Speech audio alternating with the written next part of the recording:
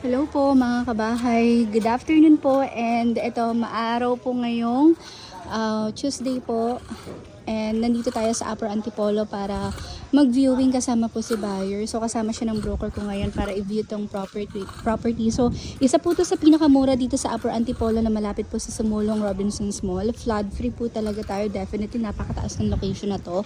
And this is single house which is 4.970 million. So maganda nito, this is still ongoing and we still have 14 months to pay yung down payment. So 20 to 30% po yung down payment, which is at least mga 14 months to pay pa, no? So may dito sa phase 2 meron tayong ongoing, tapos dito naman sa phase 1 still ongoing, may mga ready for occupancy na rin tayo. So we have duplex din sa unahan which is around 4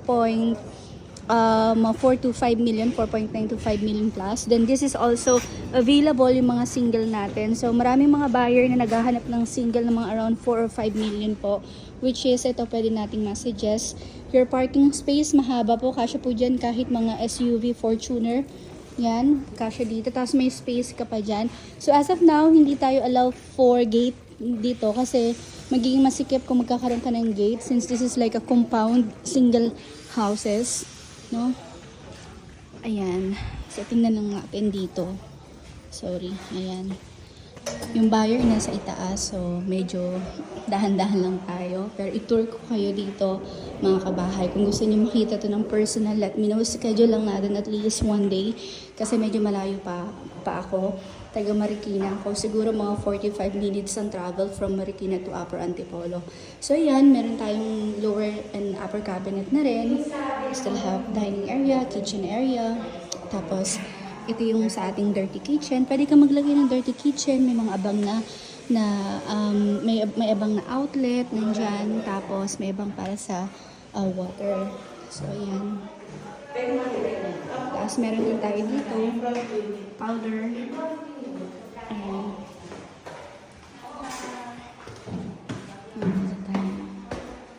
Ayan. So,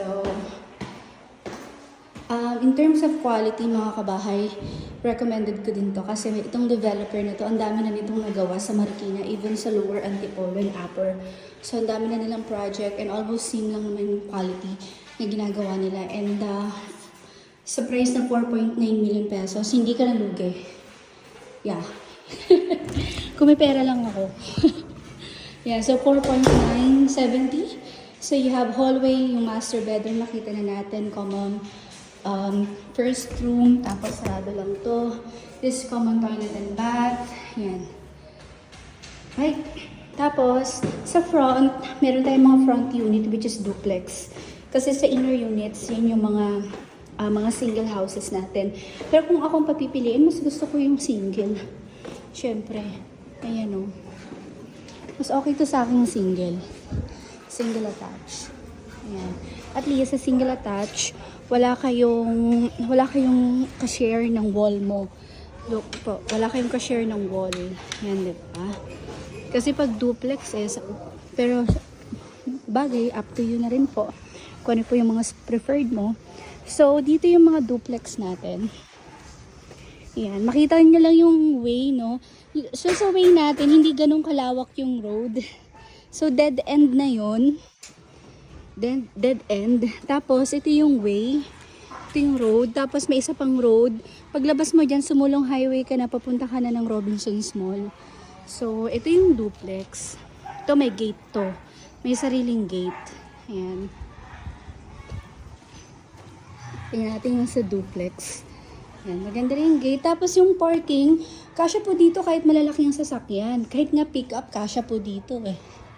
Ayan. Tingnan lang natin. Magkaiba sila ng floor plan o yung layout. Ayan. So medyo mas malawak yung living and dining area kasi sinakop niya yung side. Kasi pag single, di ba, may parang may easement ka sa side ng bahay. So, ayan. Sliding door, dito sa may dirty kitchen. So, ikaw nang bahal maglagay ng dirty kitchen. You have upper and lower cabinet. Ayan. Tapos, dito naman is your common toilet and bath. Taas tayo. Nandyan si buyer. So, Pabulong lang tayo. Ayan. Master bedroom. May sariling toilet. Wala lang balcony dito. Ayan. Ayan. Toilet. Maganda rin din yung ano naman, layout nito.